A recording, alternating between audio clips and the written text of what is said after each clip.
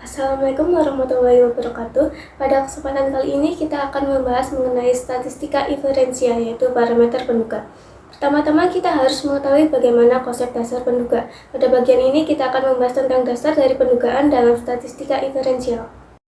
Pendugaan atau estimasi adalah proses untuk memperkirakan nilai suatu parameter populasi berdasarkan data sampel.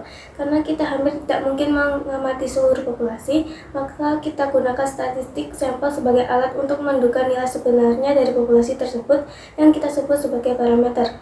Misalnya, kita ingin mengetahui rata-rata tinggi badan mahasiswa di suatu universitas. Daripada mengukur semua mahasiswa, kita cukup mengambil sampel, menghitung rata-rata dari sampel itu dan menggunakannya untuk menduga rata-rata seluruh populasi. Statistik yang digunakan untuk menduga parameter disebut penduga atau estimator.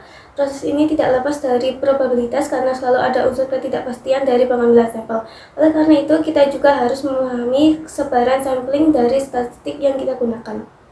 Selanjutnya, agar penduga yang kita gunakan dapat dipercaya, maka harus memenuhi 3 kriteria utama, yaitu tidak bias, efisien, dan konsisten. Yang pertama, tidak bias, artinya nilai rata dari penduga. Jika kita mengambil banyak sampel, akan sama dengan nilai parameter yang sebenarnya. Hal ini penting agar kita tidak memiliki kecenderungan sistematis untuk overestimate atau underestimate. Kedua, efisien. Penduga yang efisien memiliki ragam atau varian yang kecil dibanding penduga yang lain. Semakin kecil ragamnya, semakin dekat nilai penduga dengan nilai parameter populasi. Dan yang ketiga, konsisten, yaitu ketika ukuran sampel semakin besar, nilai penduga semakin mendekati parameter populasi. Artinya, semakin banyak data yang kita ambil, semakin akurat hasil estimasi kita. Jadi, penduga yang baik bukan hanya mendekati nilai sebenarnya, tetapi juga stabil dan tidak menyimpang ketika sampel diulang-ulang. Lalu selanjutnya ada jenis pendugaan. Berdasarkan cara penyajian, ada pendugaan tunggal dan juga pendugaan interval. Lalu berdasarkan parameter ada rata-rata, proporsi, dan juga varians. Lalu ada estimasi interval untuk rata-rata.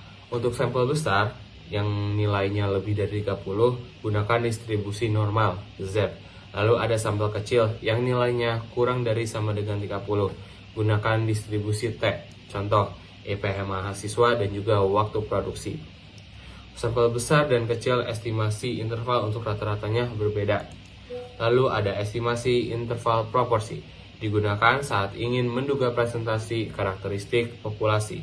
Gunakan z-score untuk proporsi, contoh barang rusak maupun apel yang busuk. Lalu ada estimasi selisih dua rata-rata. Sampel besar, standar deviasi diketahui. Untuk sampel kecil, standar deviasi diketahui atau tidak. Variasinya juga sama atau tidak. Contoh, nilai siswa, berat produk, kadar ortofosfat. Estimasi selisih dua proporsi. Rumus menggunakan simpangan baku gabungan. Contoh, perbandingan proporsi barang rusak antara dua kelompok. Kemudian terdapat estimasi varians populasi, di mana estimasi ini menggunakan distribusi chi-square yang berguna dalam pengendalian mutu atau kualitas produk. Kemudian terdapat pengujian hipotesis yang berguna untuk memvalidasi dugaan terhadap populasi. Terdapat 4 elemen penting. Yang pertama, H0 dan H1, yang kedua, statistik uji, yang ketiga, daerah penolakan, dan yang keempat, taraf nyata yang digambarkan dengan A atau alfa dan nilai P. Terdapat 4 jenis uji hipotesis. Yang pertama, satu arah dan dua arah. Yang kedua, uji rata-rata yang digambarkan dengan Z per T atau uji proporsi. Yang ketiga, ada uji dua rata-rata, yaitu independen versus berpasangan.